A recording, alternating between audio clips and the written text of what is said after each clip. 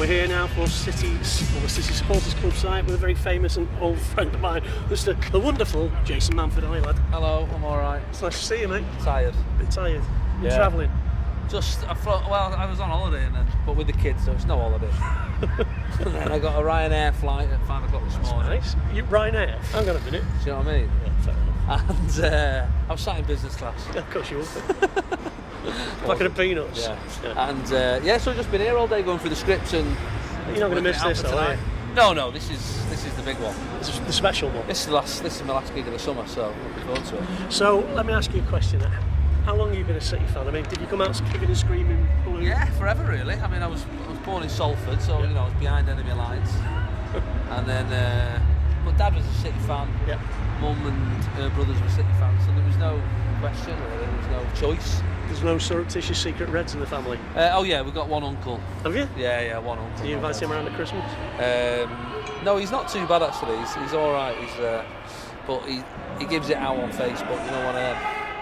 So you only hear from him when they've won. So I've not heard from him for about 12 months now. If he dare take you out, if he takes you on Facebook, well, there is that. He's had it. I've seen what happens with that. People try that. So basically, mate, is this a bit of a dream come true being able to be? I mean, obviously, career's great, everything, but to be able to do this. It's nice to be involved with the club, and it's nice that they ring us and ask us to do things. Even though they get you here at 5 in the morning. Yeah, and also they're hilarious because they think like they go, well, what about, are you going to pay us? They're like, well, what about if we just give you some tickets and that? You're like, oh, I'll just ring the council tax seller, see if instead of paying me council tax, can I just give you some tickets for when I'm on at the arena? So, they're hilarious like that. But no, they look after us really well, and I get some, I flew out last year with the players to an away game in Europe, and so they find ways of getting me things that money can't buy. But which are the special things. Yeah, but it's not. Do you know what's nice? Actually, it's not necessarily for me, but like for my dad and who supported him, for nearly 60 years, and to be able to bring him along and like to see him like a little boy just stood next to like Vieira or something like that, or Aguero, like.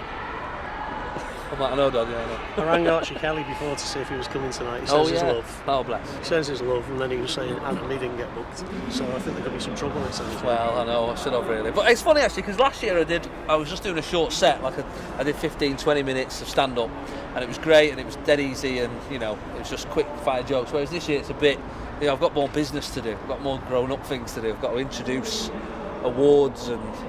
There's somewhat actual bits that I've got to do, so I'm sort of, it's not necessarily, I'm not a stand-up really this year, just a presenter, so. Is this going to be harder than the speech at the wedding the other weekend? Jason was the best man at a wedding that we attended the other week, so he was a very good friend of ours, Steve Edge.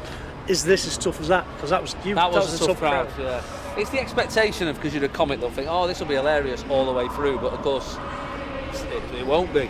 So, but I put jokes in, and obviously I'm under certain constraints this year that I wasn't last year. Last year they were just like, just do 15 minutes and you do what you want. This year, they're like, don't mention this, don't talk about that. Which we can't mention.